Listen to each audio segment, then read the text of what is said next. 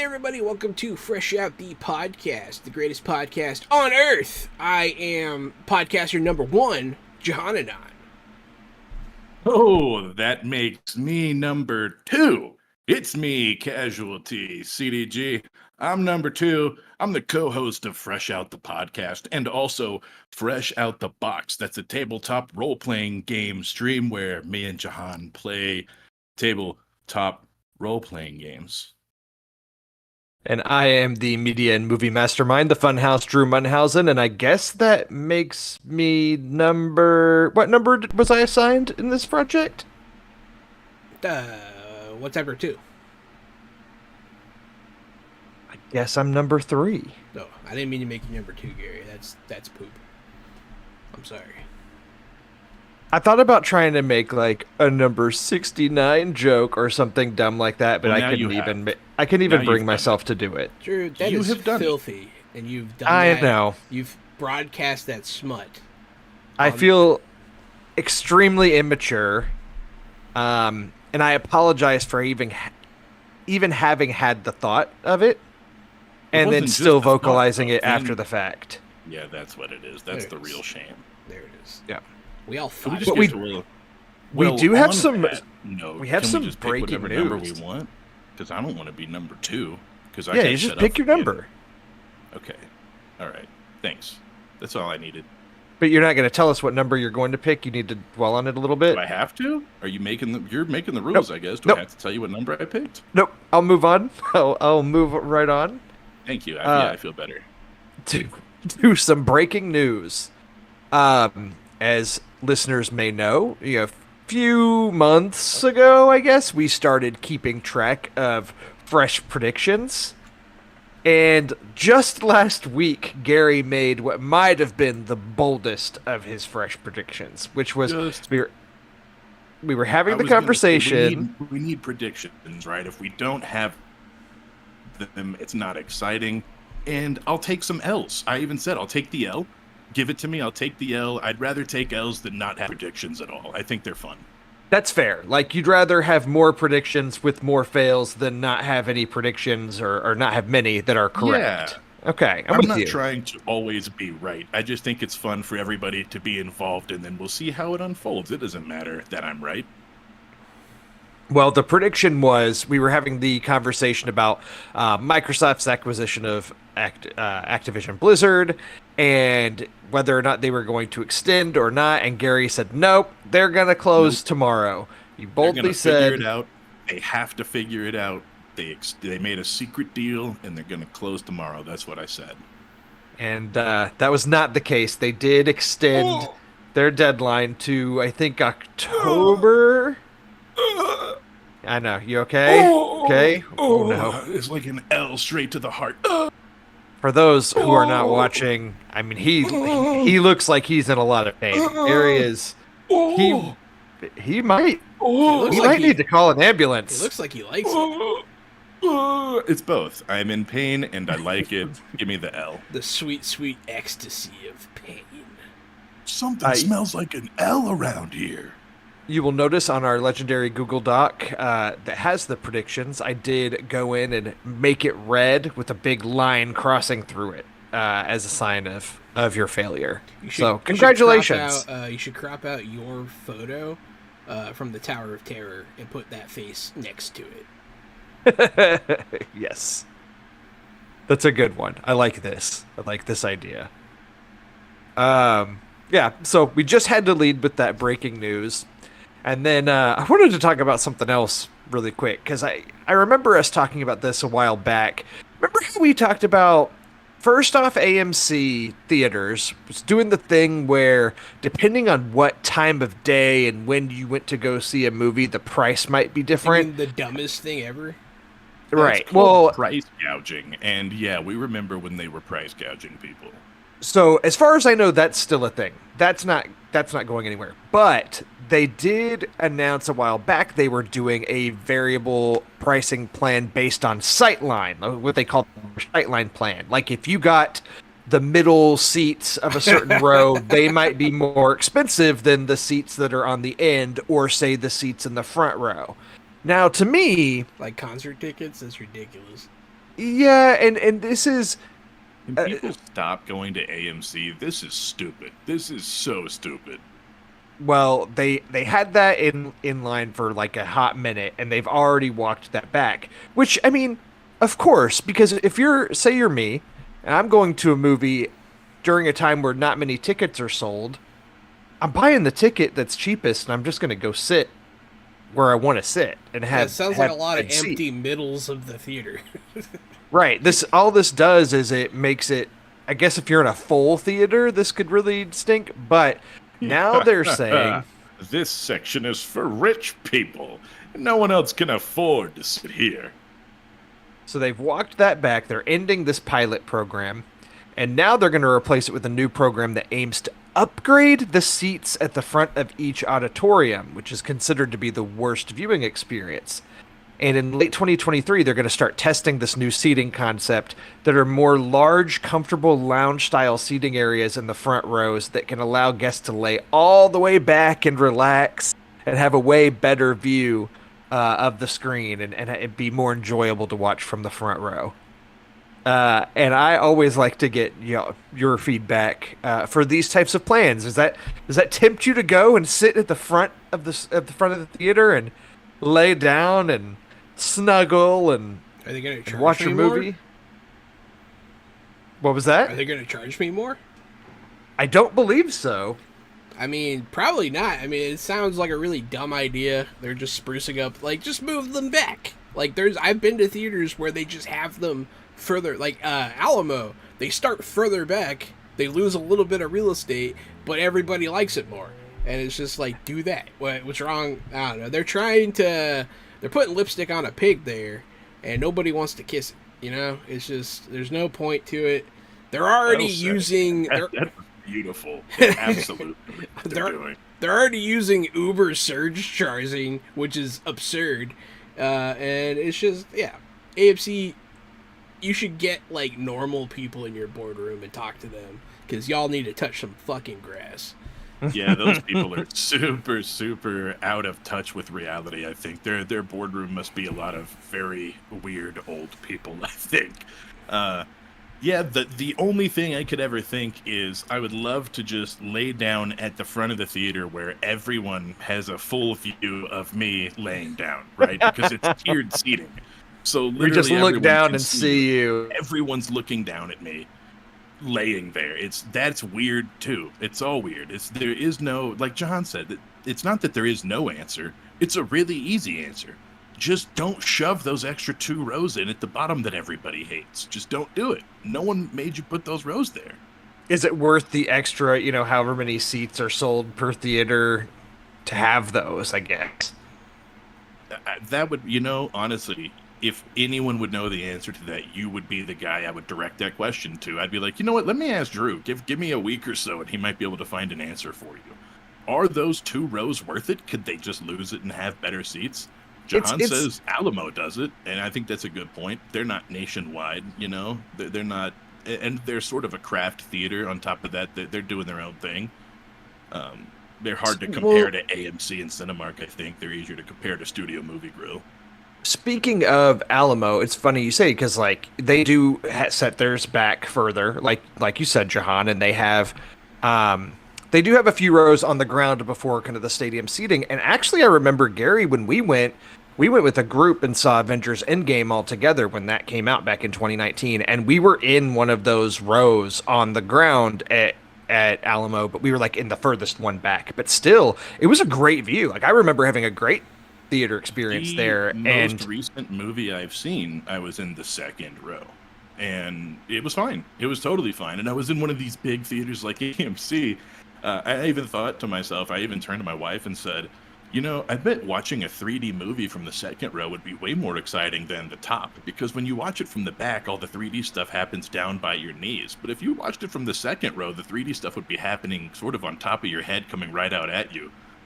I didn't hate the second row experience, and I was in a pretty traditional theater. So I was actually going to bring that up at some point on the podcast to, maybe to challenge you guys or nudge you guys. Next time you see some open seats down there, the second row wasn't so bad. I didn't sit on the first row, but Number 2? I That was all right. I sat in the first or second row, but it was at an Alamo, so it was further back, and it was for Detective Pikachu because everything was full and I really wanted to see it. But like Jenny was like, "Hey, they put them further back here, so it'd probably be fine." And so we went, and it was great. So So maybe I think the question, or my answer to your question is, I don't have hate for the second row anymore. And yeah, maybe, just maybe, there shouldn't be as much hate for the second row. Maybe it's a stigma. Maybe we just think we don't want to be in the first and second row because we learned as high schoolers you want to sit in the back so that you could throw popcorn and be a smartass. But there may be nothing wrong with the second row. You know, I feel it like might it just would be suck some in learned IMAX. behavior. You're gonna have to look like Okay. way up. Yeah, man, but that's something completely different. That is different. That's fair. Yeah, I'm saying maybe not as bad. Maybe not as bad as they get credit for. I'm not so sure that the second row is a bad seat at the house. I'm Yeah. not When I was a convinced. kid, I used to like going to the front row in theaters, like because it was so big, and then you realize that that's just not. As you get older, you're like, this isn't very, very. What's the word I'm looking for? I guess conducive to my theater experience here. I was gonna say conducive. It's fine. You know, Conducive. and I might make the counter that it is conducive to your theater experience because the further back you see, the more not screen you see, the more people you see coming in and going up and down the stairs, the more Yep. people you see moving, and the more seats you see. You know, your eyes are literally seeing more environment. So the closer you get, the more movie going you get. There's definitely a point where you're too close, you don't see the screen, you can't enjoy the thing, and the quality looks pixelated and bad. But you know, I do think I'm seriously, I'm defending the maybe the second and third row here. I'm about it. Conducive. Okay, All the so furniture goes wild and spins around because You said conducive that. is the word of the day. so I'm looking now, kind of because this kind of feeds into where you purchase your seats. Typically, those seats in the front rows are some of the last ones sold, and I mean, it really makes more of a difference, I guess, if you're in sold out theaters because people have to buy those seats so they can make some extra money at the theaters. If you go like during the day or like on a weeknight, typically nobody's going to sit in those rows because it's not sold out. This past weekend was the biggest theater weekend since Avengers Endgame came out. This is the biggest theatrical weekend since pre-pandemic era, which is pretty crazy with Barbie and Oppenheimer. Both movies, of course, made way more than they were projected. Their projections kept like doubling, tripling, and what's going on? What's going on, Jahan? What's going on? No, oh, okay, I think I sorry. have tinnitus. Oh, okay. Um, so, anyways, there's even a story saying that Oppenheimer made an additional $5 million in ticket sales because of sold out Barbie screenings this past weekend. Because people go to see Barbie, couldn't get a ticket, buy a ticket to Oppenheimer. So Oppenheimer actually benefited in a weird way from opening the same weekend as Barbie, which is pretty fascinating. All that to say, obviously the Barbenheimer thing has been this big viral trend, right? And of people doing double screenings, seeing both on the same day. And Oppenheimer's a Universal release. Universal's had a few of these weird viral trends happen in the past year that are totally beyond their control, right? Like Megan, the robot girl movie, wasn't the best horror movie ever, but it had the dance scenes in the trailer that went viral on TikTok, and that was a whole thing. And then even bigger than that was the Gentle Minions of last summer, if you recall, for Minions: The Rise of Gru, where the teenagers were going to see that Minions movie in suits. You remember this trend?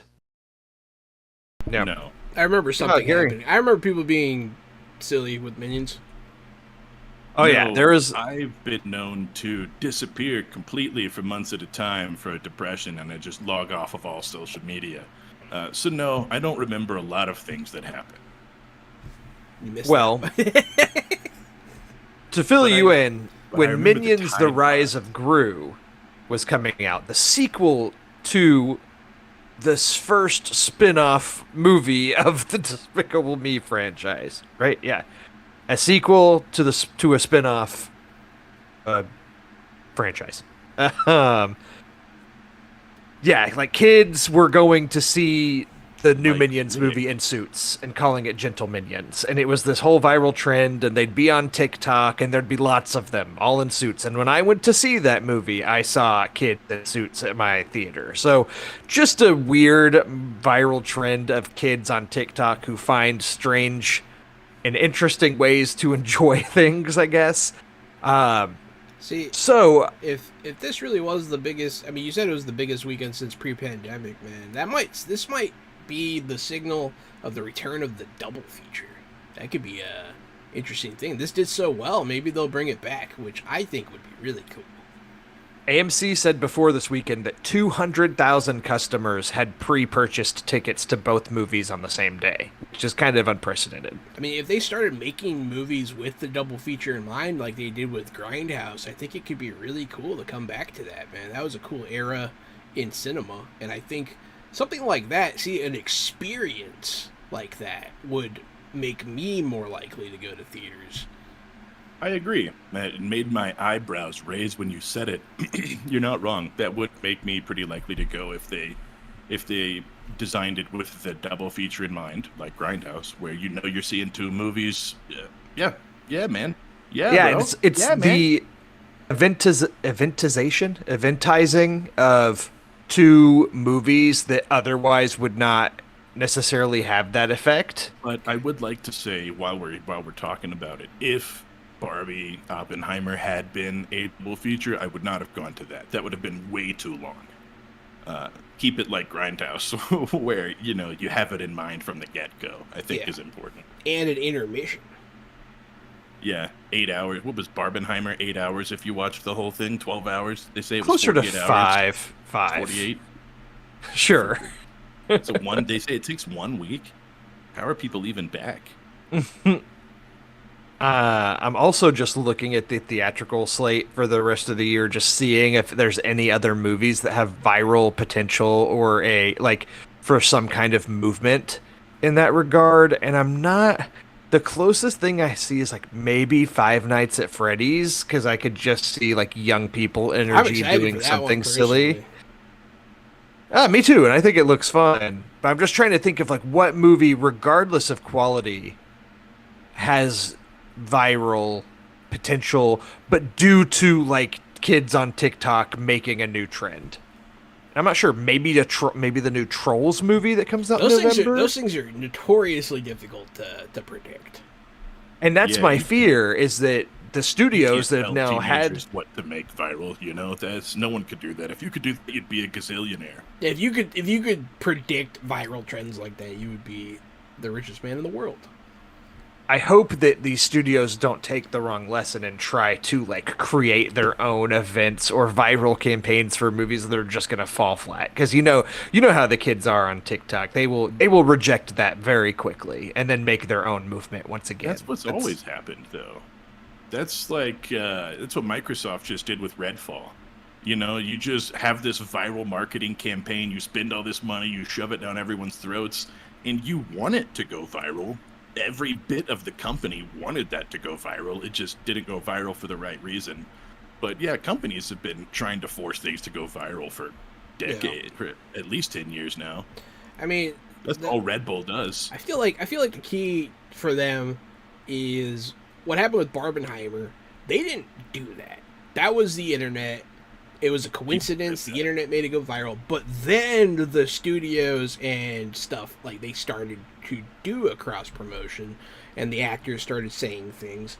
And so I feel like they don't need to predict. They just need to listen to the youth and piggyback off of what they think is cool, and because that's where the trends are. Wise words. Listening is the power of listening. I think you're right. I think you just have to listen to your audience. This is also where studios don't understand when to let the reins up. So the studios and the media will crash and burn Barbenheimer into the ground in a week or two. We're still Probably. going to be hearing it on like the news and stuff, and it's going to be so dry and so terrible. You know, I hate to harken back to wrestling, but you know I like wrestling. It's like whenever a wrestler has a shtick and it's really funny, but then they keep doing it and they keep doing it and they keep doing it and they just beat it into the ground until it's worthless. And then the company's like, I don't know why this isn't working. This worked. Why isn't this working? You never did it in the first place. Sometimes magic happens. Ride the coattails of the magic. You know what I mean? Don't beat the magic into the ground and don't try to force fun.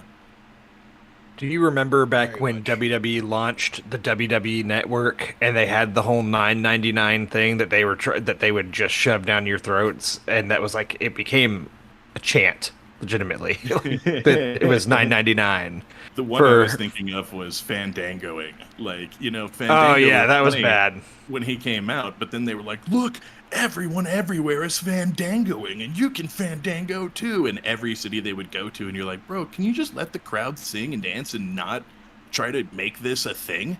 Just let That's it, a great example. leave it alone, you know? Yeah, Fandangoing was funny until they Fandango. literally Yeah, they it was broke good the stuff. character. You know, they destroyed their character, and that's what I fear studios are gonna do. Right? They'll try to piggyback off this, and they'll probably do it wrong. This was magic. This was lightning in a bottle, and it wasn't supposed to happen. And I don't know why. No one could really tell you why. But there's something about the yin yang of these movies that people needed in their souls, I suppose. Well, that's kind of a perfect transition to fresh picks, just because I have Barbie and Oppenheimer on my list, and I'm curious for y'all. Like, first question: did either of you see Barbie or Oppenheimer this weekend? Nope. Yes. You I was- did, Gary. Which I did was you already- see? I don't know. Which did I see? This seems like a fun time to ask. I'm Did gonna you see... I'm gonna guess Barbie. I'm gonna guess you I- saw Barbie too. That's a good guess. You're both right. I did see Barbie. I did. Yeah, I did. And I didn't tell anybody. I kept my cards close to my chest. I told everybody here that I work with. I posted anonymously online about it so that I could get it off my chest. But yeah, I held it close to my chest from you guys just for this podcast.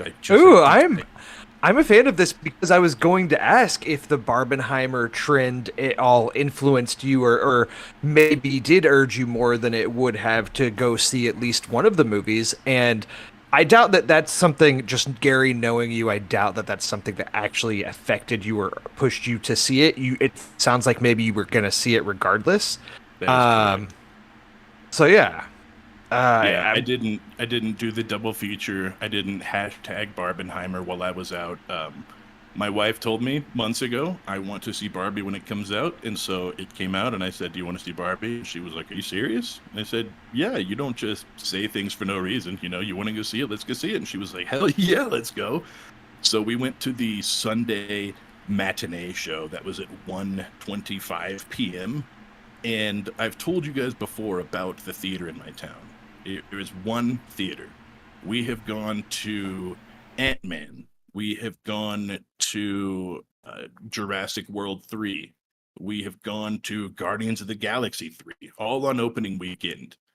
And the theater's usually quarter full, maybe a third full. There's great seats. You can sit wherever you want. There's no line in concessions. When I went to Barbie, the parking lot was overflowed. There were cars everywhere. The bank parking lot next door had cars. People were illegally parked everywhere because the parking was done. So I just kind of yeeted my car in and just parked wherever the hell I wanted to. And I walked in, and my question to the guy was, is Barbie sold out? I didn't even say 2 tickets for Barbie. I said, is Barbie sold out? Like, I was ready to buy tickets for the next showing because it was so packed. And he said to me, there might only be seating available in the front 2 rows. I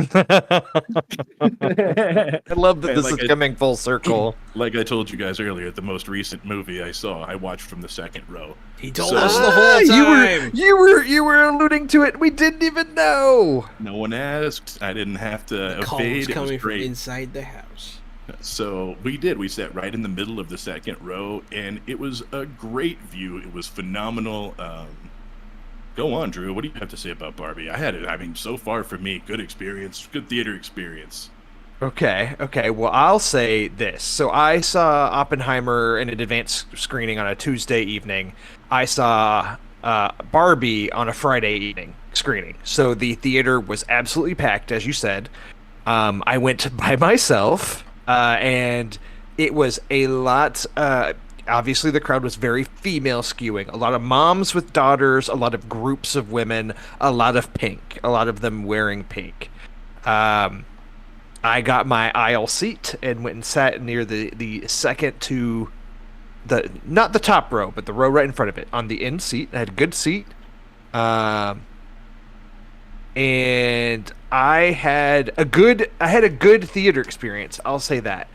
Barbie, I was going into this movie thinking like this is going to be a 10 out of 10. I'm all about the marketing campaign for this movie. Just inject it into my veins. I am here for it. And maybe that was the wrong mentality to go to I that movie didn't with. watch any trailers, and I Oh, thought wow.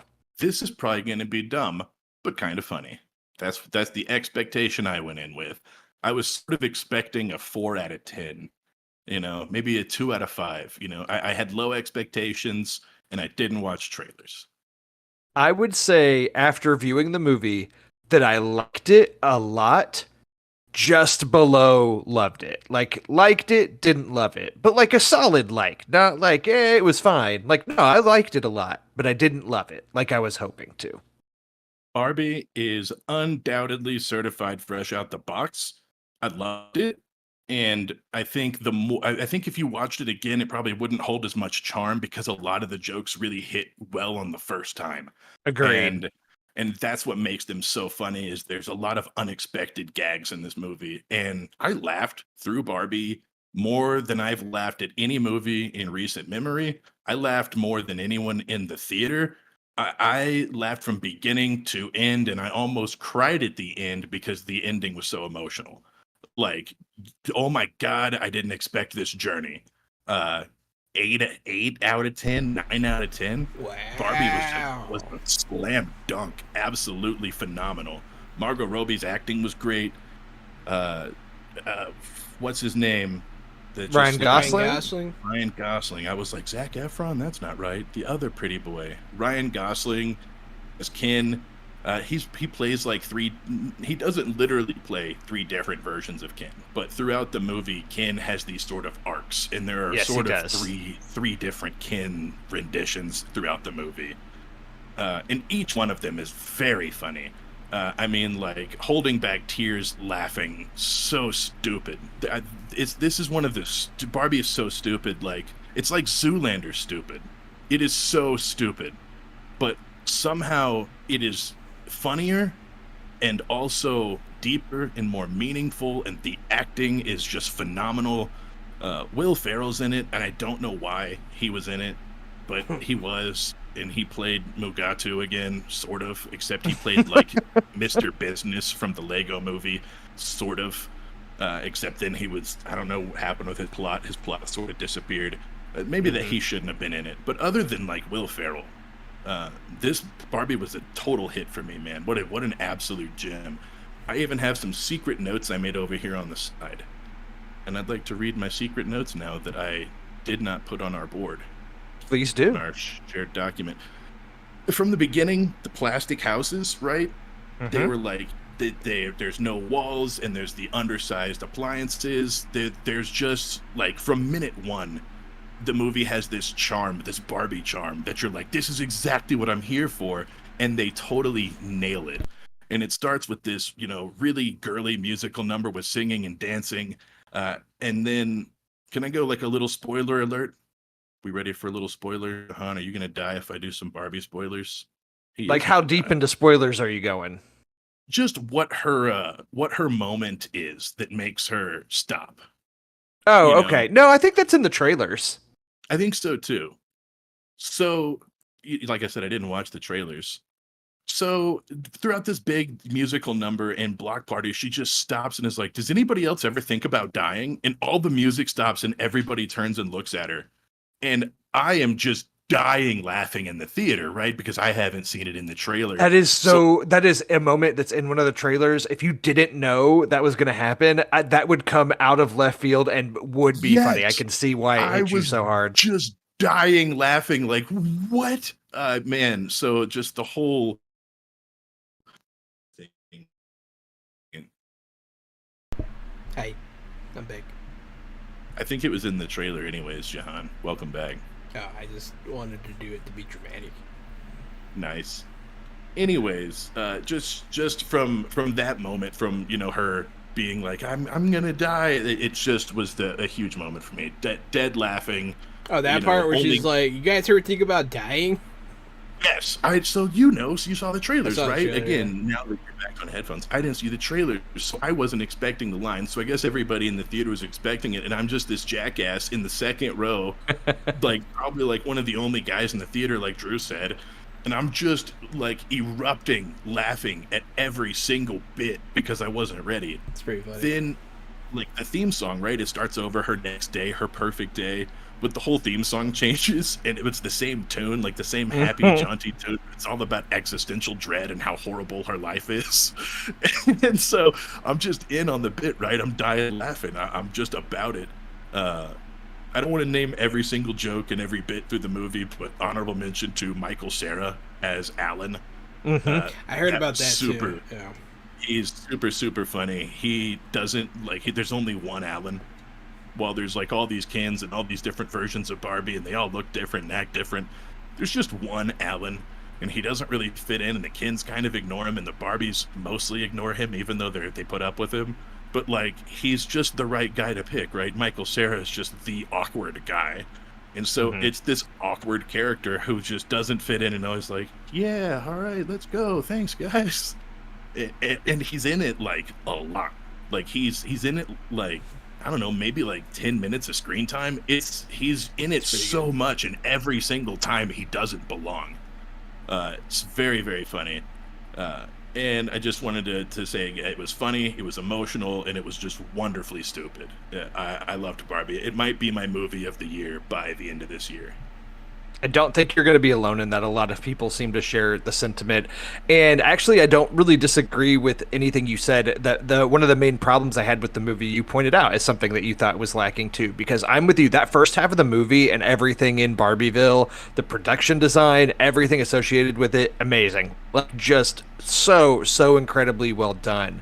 When the movie transitions to some of the like quote unquote real world stuff and like the Mattel stuff, like you said, Gary, it doesn't really work for me. The Will Ferrell stuff, it's just unclear what they're trying to do, and it doesn't really go anywhere. Yeah. Like you said, it kind of the box gonna help anyways. Was it even gonna work? Like, what was the point? And then the whole thing was kind of stupid. It was just kind of a chase story. There were some comedic bits, like them going back to Barbie Land with everybody chasing them. I thought was pretty funny. That worked comedically, but I'm not sure it was necessary. But I did think a lot of the stuff in the real world with the character of Barbie discovering life and aging and how dangerous and scary people are, and how aggressive compliments come across in this version of the world when you're a woman, right? And she's just discovering all these different things about what it's like to be a woman and to be alive. I felt like you had to have her go to the real world to discover that stuff and to feel that. And that really part worked. I'm just saying the Mattel stuff specifically. Yeah, it's like, so it's weird, like, because I agree. The real world stuff worked, but the other half of the real world stuff didn't work. Like, I always think it's interesting in movies like this where you're kind of establishing a new world. Like, this is how things work in this area. Like, here's Barbieville and here's the real world, and this is how the two interact with each other in a weird way, or don't interact with each other really, or the effect of one on the other. But the Mattel thing kind of created this weird, like, limbo in between thing that, like, almost overcomplicated the weird rules of this world that makes it hard for you to just kind of accept what's happening. But that being said, like you touched on, Gary, it has a very strong message and a very positive message, and it's just really impressive to shout. We haven't shouted out Greta Gerwig yet, who directed this, who I really love. Like I love Lady Bird, and I really loved her Little Women adaptation she did, and she's 3 for 3 as far as I'm concerned right now. She's great, and it's awesome. They made a movie about Hank Hill's dog. I'm not a King of the Hill fan, so I am not getting your joke. That's a Lady Bird joke, and it's really funny. You would be laughing really hard right now. Okay. Yeah. There you go. So, anyways, just to make what could have been a low tier comedy based on this IP of this famous doll could have been one thing, and they're kind of able to have their cake and eat it too by doing that, but then also creating this really deep story with it that was very well done.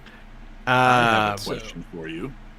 Of course. It would have been the exact same movie, shot for shot, with nothing different except Amy Schumer instead of Margot Robbie, would this movie have worked? Now, Jahan, you know that there was a version of this movie that's what it was, right? That I've heard people mention her before, and no thank you. Apparently, the movie that she was supposed to be in was more of like she's the Barbie that like doesn't fit in with the other Barbies and is essentially like the ugly Barbie and has to go on her self-discovery journey. Oh, cool! I did like Weird Barbie. Amy Schumer being Amy Schumer. That's what it sounds like. I didn't want to spoil too much about Weird Barbie, but I did like Weird Barbie quite a lot. I like Kate McKinnon in doses, and when she's used correctly, I think she can be very funny. And this was an example of her being used correctly in a movie. So I look forward to seeing this. She's like one of the only consistently funny members of Saturday Night Live. I think she's hilarious. And you're right. I think too much Kate McKinnon can be a lot, but she is, I would say, more funny than not, and that's really hard to do with sketch comedy like that. So, yes, I like Kate McKinnon, and I think that in this role, she really worked.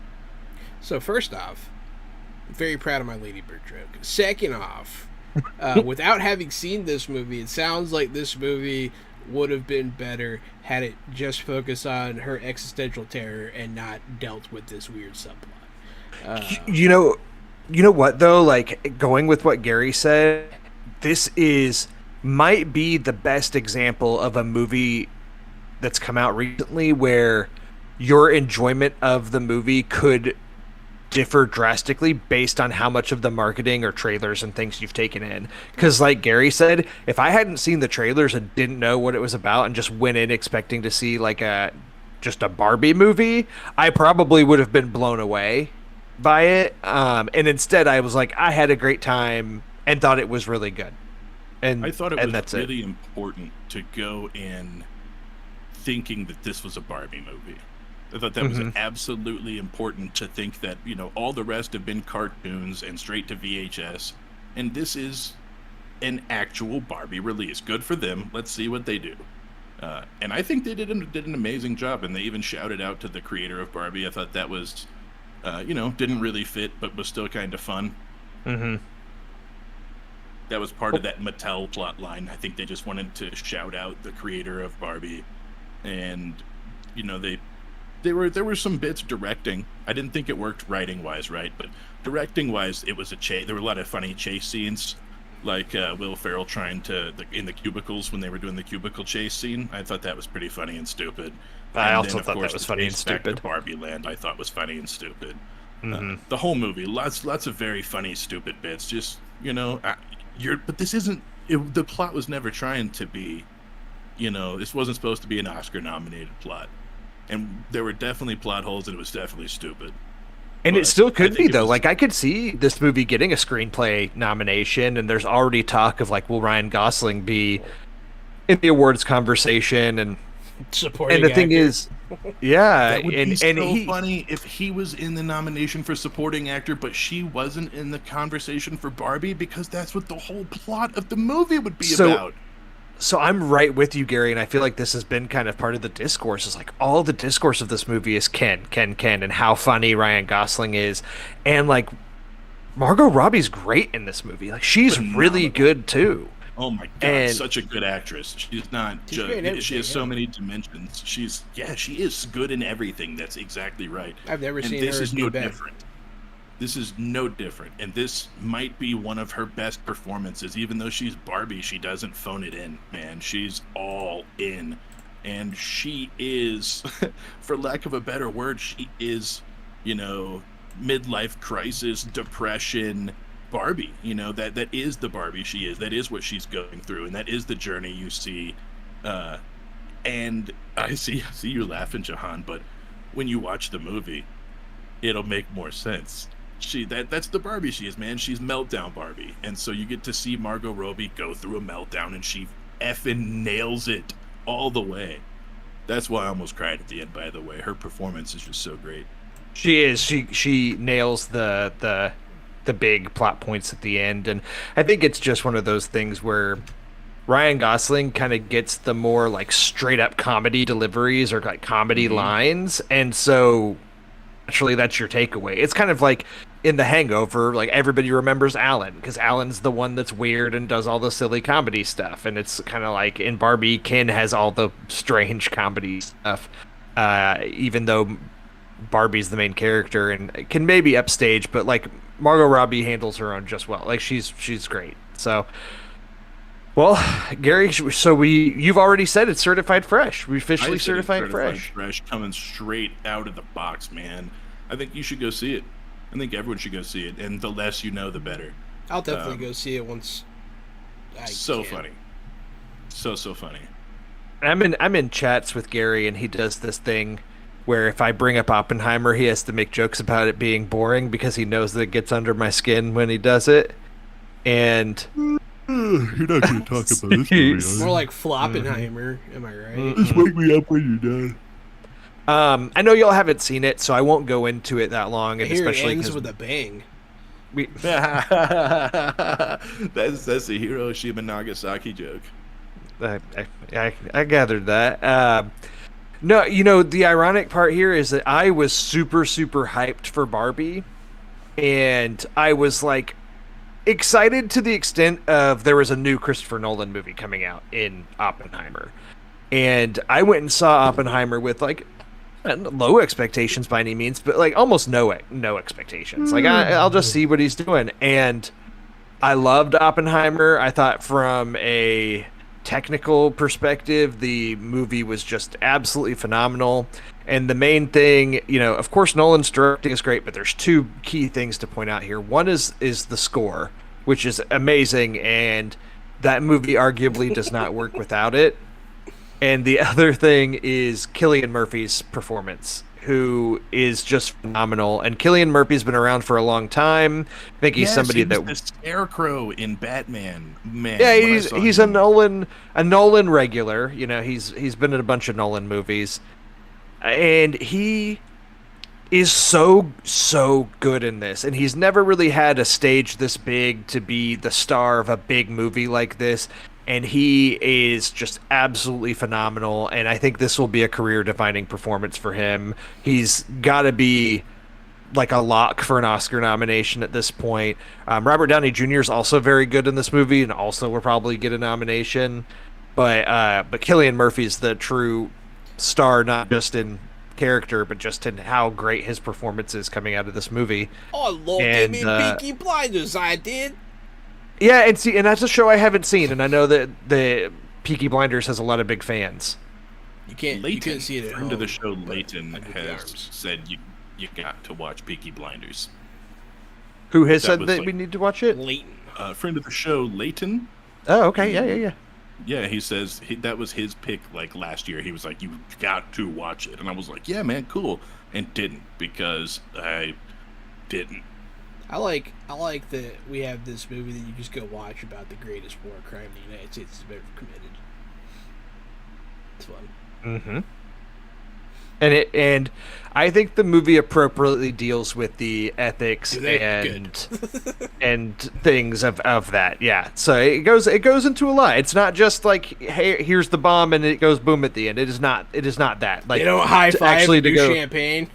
as great as your ends with the bang joke was, the bang really takes place around more like 2/3 into the movie, and then there's a whole act that follows. Act.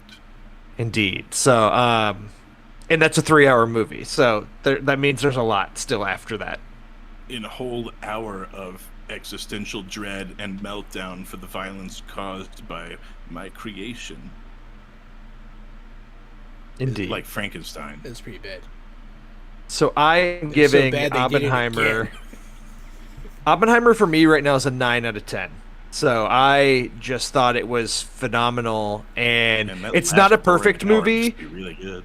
It's not a perfect movie, and Christopher Nolan kind of has a tendency to. The female characters in his movies sometimes aren't the most well-written characters, or they get fridged a bit, and so on. And Emily Blunt is very good in this movie, but like it takes a while to get there in the plot line.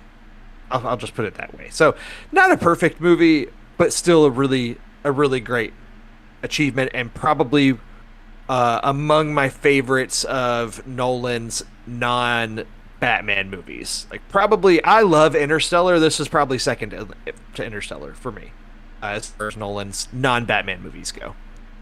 But yeah, so that is we talked Barbenheimer. We did it. I look forward to Did it. watching We both did of it. these. Probably Barbie in theater for sure. Oppenheimer, I might wait for the home video, but I could be persuaded to go see it in theaters. I need to confirm, but I saw something today that apparently Universal with Oppenheimer negotiated that it gets a 120-day theatrical window, so it won't even be on like VOD or streaming or anything until Thanksgiving time, if that timeline works out. So it'll be a while, Jahan, but yeah. That's usually where I reserve my movies about nuclear holocaust for. So. Yeah, what a remember perfect who I Thanksgiving. You just like everybody gathers around the Thanksgiving table and then put the nuclear holocaust movie on TV. Sounds good. We actually cower under it. Oh, perfect. I think it was Thomas, and we were talking about, like, I think that's a big problem with movies these days, is they just come to the stream too fast, right? And that's a big part of why people aren't going to theaters. If you make me wait 6 months, the chances of me going to theaters to see it are better. If you tell me it's coming in 90 days, 90 days is a flash when you're 30 years old. When you're 34, 90 days is nothing, man. Right. You barely turn around in 90 days. Yeah, if they hold those like 6 months, like you're saying, yeah, well, I guess it's not 6, but it's 4 months now. Still, they should hold them longer. This year flew by, man. I looked down at the calendar and was like, oh crap, it's almost August already. Holy shnikes. I'm impressed that you made those fake calculating noises with your mouth, but then also did the equation. They weren't fake noises. I'm really bad at math and literally think out loud when it comes to numbers. Oh, it sounded like you were just saying nonsense, and I was like, man, I wouldn't be No. able to fake calculate Nope. while doing real calculations. No, sir. That is actually how my brain works. Hey, nothing wrong with that. Nope. At least my brain works. I'm happy for that. Yeah, your brain works. That's the operative. All right, Drew, we're done with Oppenheimer. What do you want us to talk about? I have a couple more movies that I'll go to, and I see Jahan has at least one to talk about, so we'll Nope. go through those really quick. Because of the 3 movies I have to talk about, 2 of them are pretty fast. One, I watched Master Gardener. This is the new Paul Schrader movie. Boy, that sounds so amazing. What happens in that? It's a Samwise Gamgee spinoff. With no Oh my context, God. a movie called Master Gardener, I'm sure, is like the number one thing you would. Can we Yep, let I'm gonna us watch guess? that right Let us after- guess. I'm gonna watch Master Chess Player first, and I'll get the Master Gardener. Okay. Give me the 3-act structure of what you think the movie is about that's called Master Gardener. Okay, well, I'm going to guess in the first 3-act act, structure. he gets supplies. In the middle act, he plants things. And in the final act, they sprout. No, I want to go to. In the first act, he's hired as a master gardener by the rich people. And in the second act, he sees something. And in the third act, he kills someone. Ooh. Gary's like probably more in line, at least with the tone of this movie, with what he described. So, first off, Paul Schrader, who directed, very well-known writer, director, has been around for a long time, known for, he'd collaborated with Martin Scorsese back in the day. Paul Schrader wrote Taxi Driver. He co-wrote Raging Bull, and then he's directed a lot of movies of the past several years. And within the past 5 years, he's done First Reformed, which was an Ethan Hawke movie, and then The Card Counter came out in 2021, which is an Oscar Isaac poker movie. And Master Gardener sits well in almost like this little trilogy between First Reformed, Card Counter, and now this. And in which all three of these movies star a guy basically with a secret who not everything is as it appears. So yes, Master Gardener stars Joel Edgerton as the title Master Gardener, and he's working on this big estate that's owned by a super rich woman played by Sigourney Weaver. And her grandniece comes to stay there, and basically though it's very clear. I won't say what it is in this review, but Joel Edgerton's character has a secret that you learn about his past that you learn very early in the movie, and then it's more about figuring out how other characters are going to deal with this when it inevitably comes to light. Yeah, of course he's got a past and a violent past even, and of course there's gonna be violence in the movie.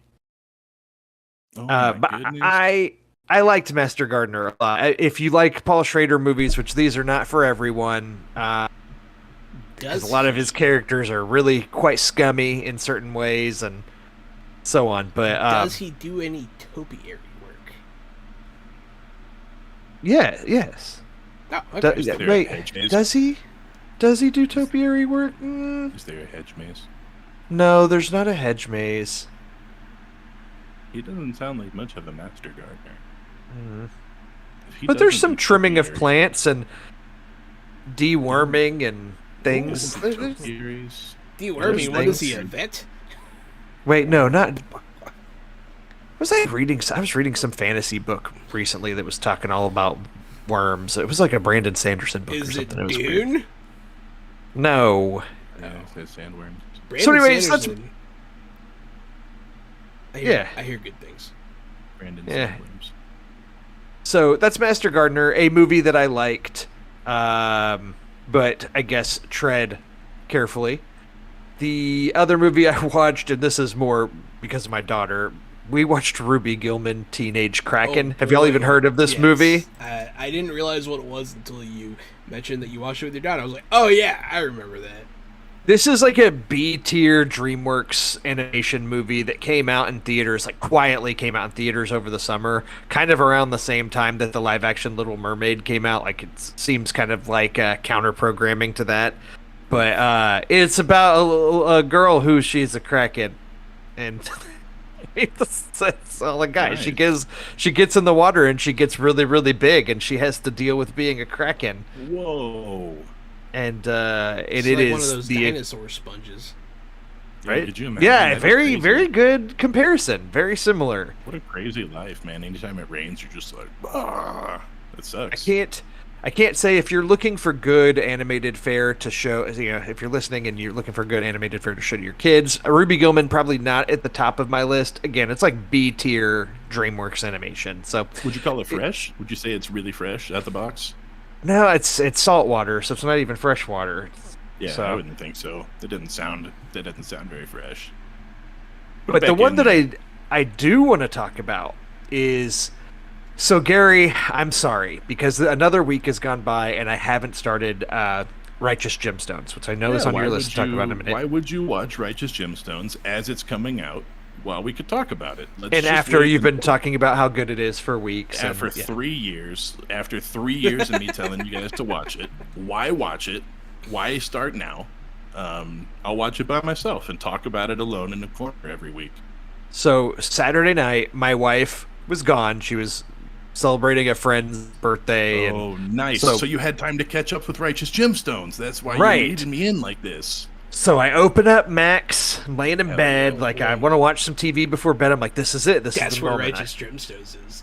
I boot Yeah, up Max. you I'm like, see there's Danny Righteous McBride, Gemstones right there for me to start. Here it is. Adam But Bean. then what do I see right below that that's recently been added to Max? I see a documentary that's called Glitch: The Rise and Fall of HQ Trivia. And I said, I want to check this here movie out. And so I did. Do you both remember HQ Trivia and No. the fad that was HQ Trivia? I No. don't think. Okay, well, hold on. I don't think so by that name. But once you start describing it, I may be like, oh yeah, I know what that is. HQ Trivia was like a bonkers viral app that went viral like in fall of 2017-ish, but it was a live trivia game you played on your phone, and it would send you a notification to be like, HQ Trivia is going to start in 5 minutes and you can win real cash. And you would log in and you'd be in the chat, and there was a dude, and his name was Scott Rogowski, and he was your host on the screen, and he would read the questions, and you would have timed amount to answer questions, and you'd get eliminated if you missed a question, and then the last people at the end would basically get to split cash.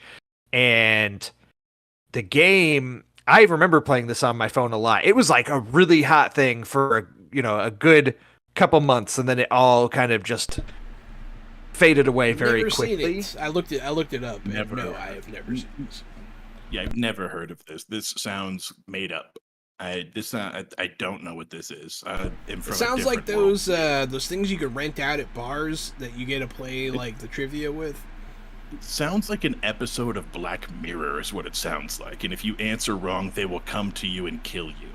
And you know what, Gary? Like watching the documentary and seeing all the behind the scenes stuff and what went on, like it almost kind of comes across like an episode of Black Mirror. This is actually, considering that it's just about this viral app and game, it's a very well made documentary. I enjoyed it a lot. There's a lot of like controversies and things about the app and what happened. And the guys that created it were the guys that created Vine, right? So they created Vine, and then they sold it to Twitter for $30 million.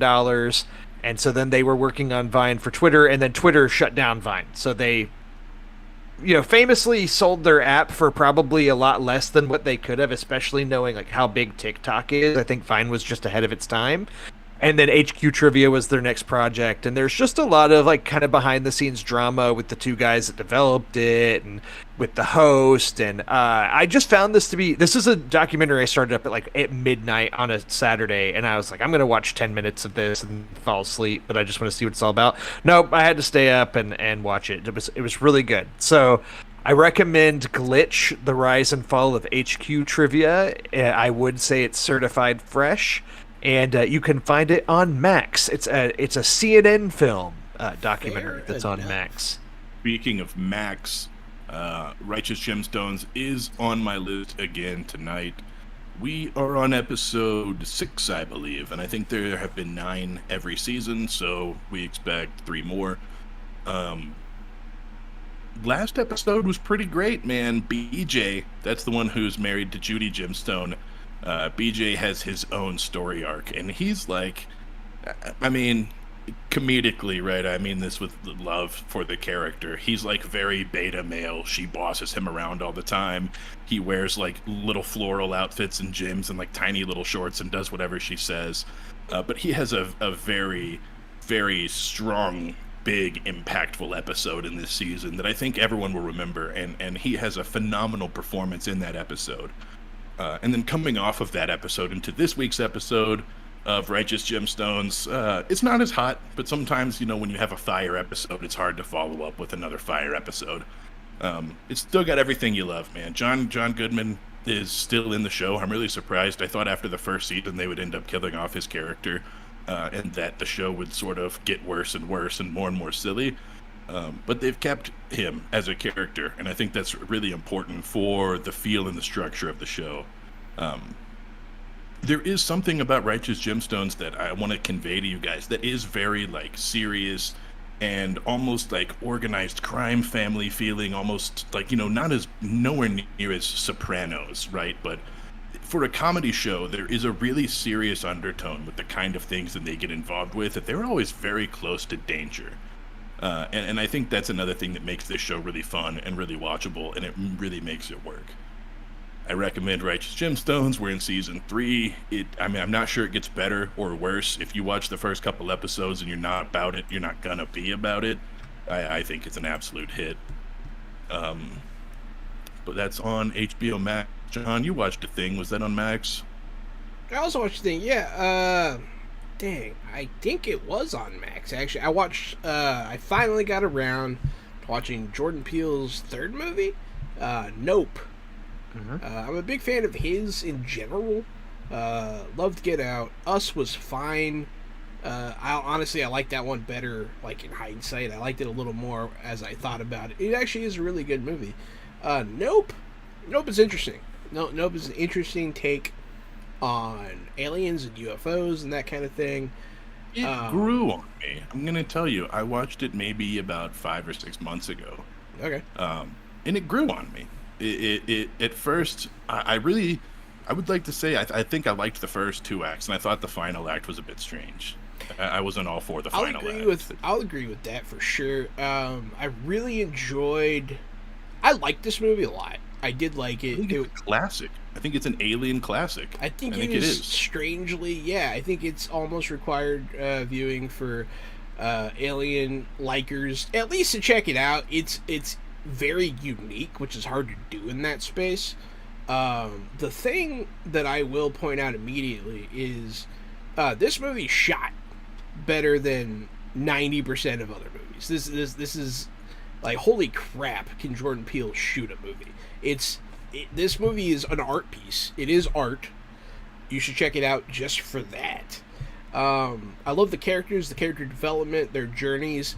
Steve Ewan's character was amazing. I liked his backstory. I really enjoyed the whole, like, I was a child actor until a chimp ripped my co-star's face off.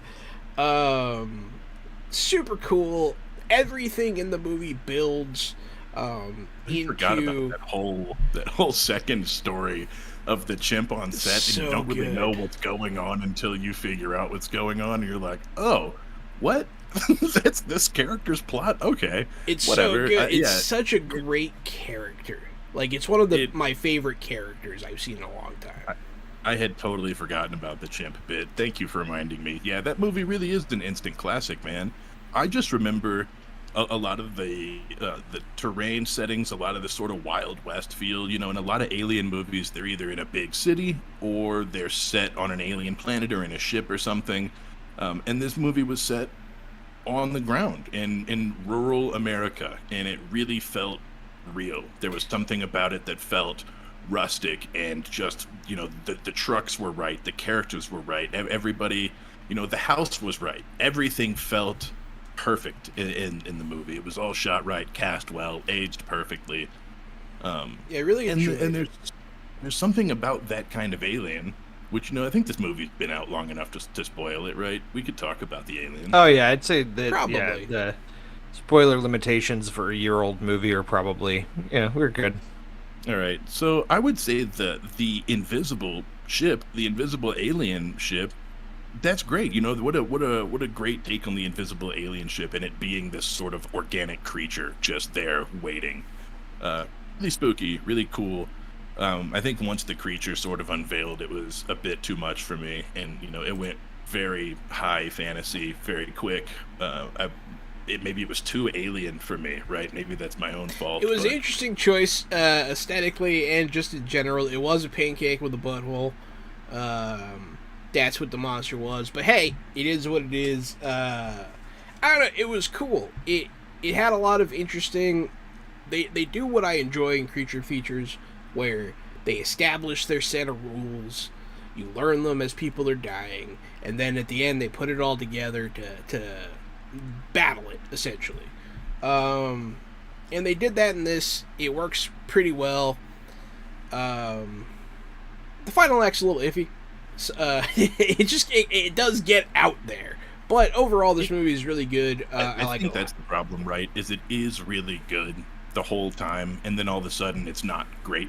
It has been great the whole time, and then it's not great anymore. So it kind of leaves a sour taste. Like Key and Peele skits. Key and Peele skits, they tend to get away from them at the end. I still think they're hilarious, and they're two of my heroes when it comes to that kind of thing. And I love Jordan Peele, so this is a great movie. Check it out. I'd say it's fresh. I'd say it's fresh. Drew, do you think Nope is certified fresh out the? I do, and I think it's just, as with any Jordan Peele movie, it's a lot more than just an alien movie. He's always putting those themes out there, and it's a lot to say about like exploitation and things like that. And I was going to say, it's very much a black cowboy story, a modern black cowboy story, which being a modern black cowboy has got to be, even harder than being a historic black cowboy. You know what I mean? Being a cowboy is a dying trade these days. Yeah, and it's something the main character sort of has left to him in a will, and it's a dying company. So you definitely get that urgency of this dying lifestyle. I also, a scene in that movie that y'all had not shouted out yet, when the blood rain happens on directly on their house, is one of my favorites. Favorite scenes. Yeah, that was definitely that. When I was saying it was shot beautifully, that's the scene I was thinking of. I was kind of in awe of that scene. Did you watch like a behind the scenes on that, Drew? Did they really just like drop blood all over a house or something? I haven't watched the behind the scenes of it, but just knowing Jordan Peele and filmmaking styles, I would assume they probably did something legitimately like that. Yeah, like a practical effect, right? Like I'm seeing in my head those big rain machines they use on set, and I'm like, I wonder if he just dumped blood all over a house. And then like when they come outside and they look at the house, it's totally covered in blood, right? So I'm sure a lot of that set dressing, but I wonder if they just dumped blood all over a house. I want to see that. I want to know the behind the scenes. In my opinion, it looked too good to be real blood. It was definitely, it looked like movie blood to me. But yeah, they definitely, I would be interested to see that too. But yeah, Nope, certified fresh. Really liked it. That really doesn't happen often. All of us big on Nope. We're all Nope guys. Yeah. All right, I'm the last guy. I'm the last guy who's been watching something this week. Other than this, we all have video games. So I was pretty hot on Prank Panel when it was coming out, and I was pretty excited for it. But here we are, like episode 4, so we're 4 weeks into the show, and I'm telling you guys, you could probably pass. Oh no! Oh no! You could probably pass on Prank Panel. I watched episode 3, and it was just nothing to report back on. Dud. I watched the first half of episode 4 before I came up here, and it's literally a dud. They're trying to scare these 2 old ladies, and the whole time they're like, whatever my grandson's doing, haha, this is funny. And the whole time they're just like, this is funny and stupid, this is funny and stupid, all the way up until the end. They're like, yeah, you didn't prank us, this was stupid, and it was funny and stupid. And so, boy, I was just like, man, you guys shouldn't have aired this episode. It was they so aired an flat. Episode where it didn't work. That's not good. They aired an episode where it didn't work, and the whole time Johnny's in the trailer like, ha ha ha ha ha, this is so funny, isn't this so funny, guys, isn't this so funny? And he's like trying to egg on the laughter because obviously it's his show that he produced and it's his money that he's wasting, but it didn't work. He thought it was funny. It wasn't funny. They shouldn't have aired it. So I'm not hot on Prank. No, man. You guys can unfreshen. You can take this one back off the fresh box. Put that Fruity Munch back on the top shelf. Yeah, man. Top shelf. Top stock. You guys, when you ever walking through a grocery store and you have something that you don't want to return, you guys ever just throw it on the top shelf and scream top stock and run off? That's pretty funny. I've witnessed this happen. He said no because I'm short. I'm 5'4", dog. Yeah. If you work at a grocery store and you find things up on the top shelf and you're like, how the hell did this get here? This does not belong here. That was me. And instead of putting stuff back where it goes, I just scream top stock and I throw it on top of the shelf and then I take off. In order for you... It's really funny every time I do it. In order for that to be true across all grocery stores, you would be some sort of cryptid, and I enjoy that for you. I enjoy that you're a cryptid. Thank you. That puts things on the top shelf at random grocery stores. Speaking of cryptids, Jahan and I have been playing Dead Island 2. It was finally on sale. We've been watching for a long time, waiting for it to go on sale, and we finally get to beat the ever-living crap out of zombies at a discounted price. Jahan, how are you feeling about not Left 4 Dead, Dead Island 2? So far, it's great. The character design and the vibe, as I said while we were playing, I feel like it's what Saints Row wish it had done with its character design. The characters are funny and cool. They're not cringy. They're exciting. Yeah, they're funny and cool and like anarchistic. Yeah, They have cool. you're They right. have cool, heightened personalities, but they're not ridiculous like sociopaths. I don't know. Whatever they were doing in that game. I would say that they are very much zombie movie survivor characters, and I'm thinking of the one in the mall where everybody is sort of a thing. Dawn of the Dead. Like Dawn of the Dead. One's a doctor and one's the big strong guy, and I think one's in. You're talking about the one with Ving Rhames, Zack Snyder's Dawn of the Dead. Yeah. I think that's a pretty classic example of each character is sort of a thing, and they very much pull from that, where each character is its own job/stereotype. So you're excited from the get-go. They show you a video of all the characters getting onto the last plane, and they all get on different ways. And basically that's it. The zombies are overrunning the tarmac, the plane takes off, and you pick a character as the plane is crashing. It stops in a freeze frame during the plane crash, like, sort of like Lost or something. Half the plane's broken and all the characters are sitting in their chairs. And in freeze frame, you get to pick who you want to play as. And I thought it was just super artistic, really exciting, really pretty, right out of the gate. The style, it's got a lot of style going for it. It's got a lot of good game design. In that freeze frame, my character, Carla, is fighting a zombie. Like, she's, like, holding it, and no one else notices as the plane's going down. But yeah, it starts off hot with the plane crash. You get to fight some zombies. They have a little bit of a tutorial. You have to help these celebrities get back to their mansion after the plane failed to get them to safety, and you have to secure it. After you do that, co-op opens up, and that's when me and Gary started having a lot of fun. You could run, drop kick zombies downstairs. You could drop kick them into hazards, acid pools. Drop kick, like you hit A to jump, and then you right-click the thumbstick, and you see your character's legs shoot out in front of you like a WWE missile drop kick.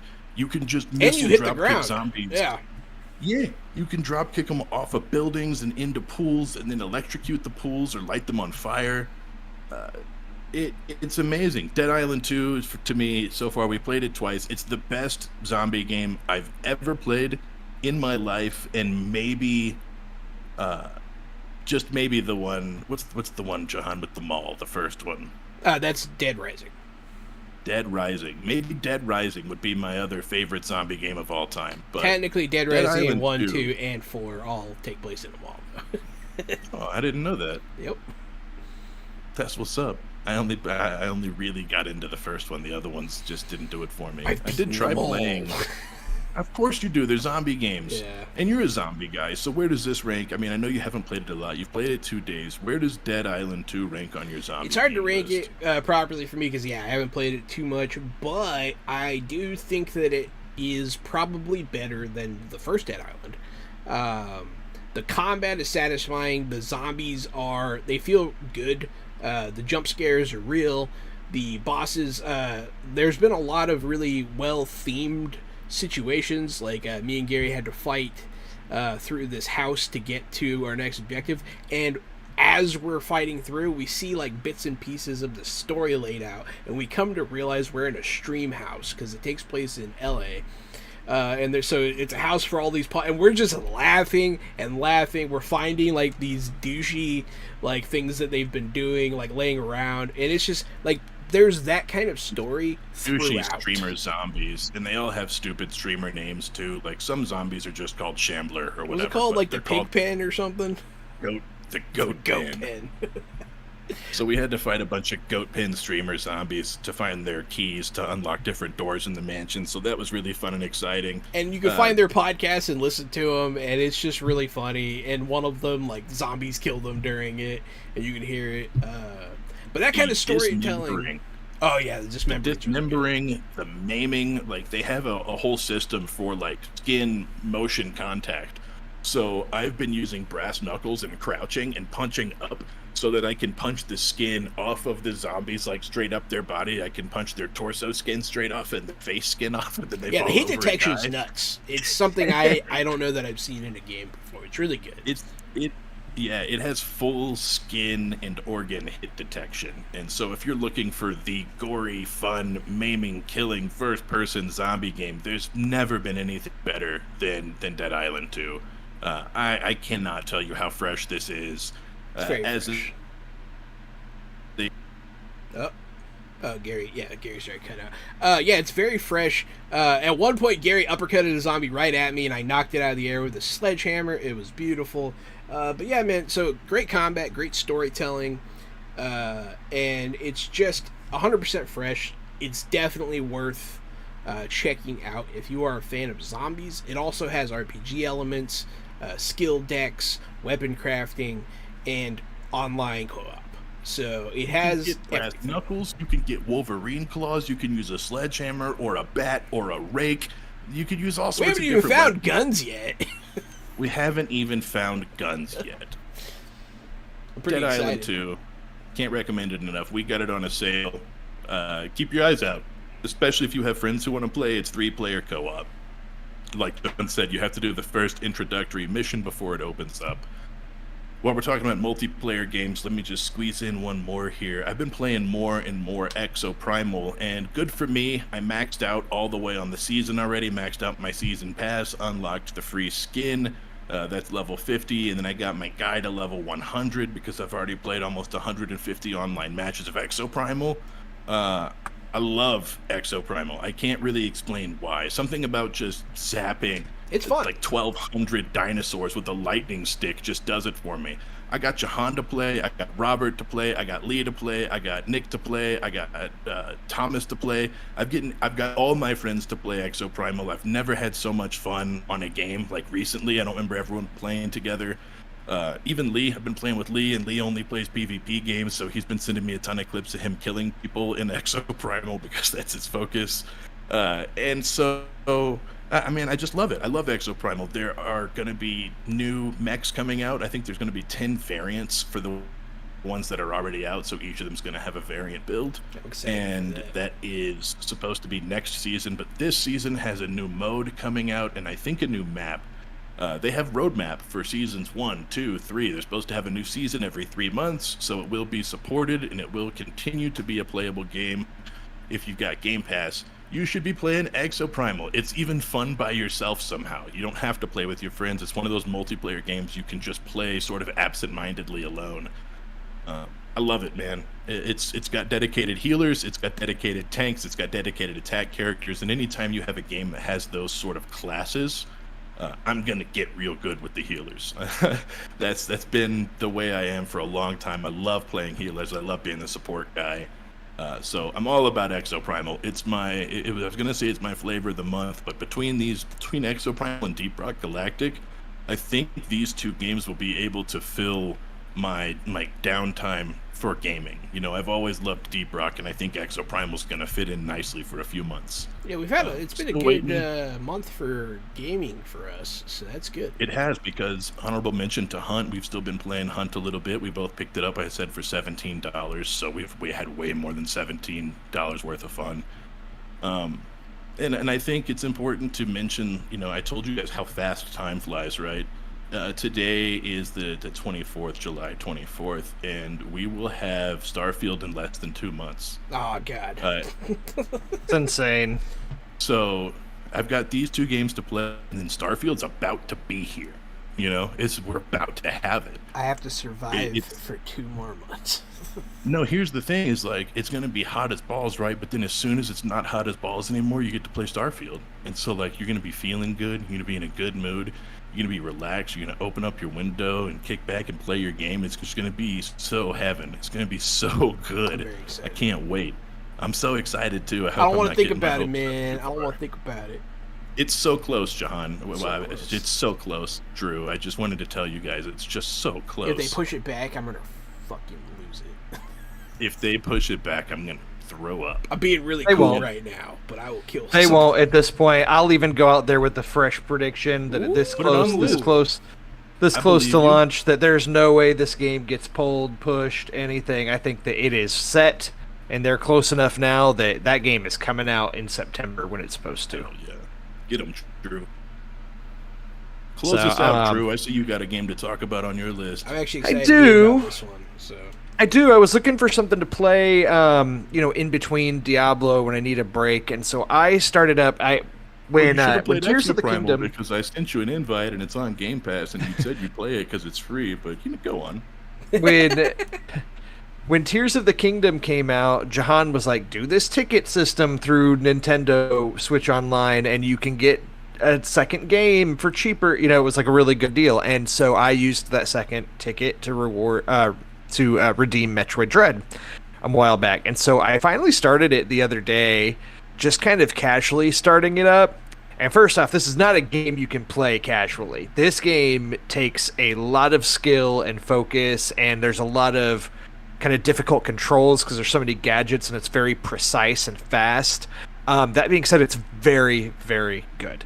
It's Metroid Dread it's a side-scrolling Metroid game. It's in the very classic vein of like would the you say Metroidvania it's a games. Metroidvania? Yeah, that's what I was getting Yeah, I at. know, right? It's the type of game that the genre is literally named for this game. Yeah. And I mean, the story in Metroid games are never anything to write home about. It's like, here's a planet and there's a ping and we need to go check it out. And oh no, I've lost all my suit's abilities and now I have to start from square one and try to get all my gadgets and tools back. It's typical for a Metroid game, but it looks good. It's super fast paced. The controls are very responsive, and there are sections of the map where you get hunted by these robots, and those moments are super tense and trying to survive. What And kind of game is it? Like, what's I guess is it first person, third person action adventure? Is it a side scroller? What kind it's of a side game? scroller.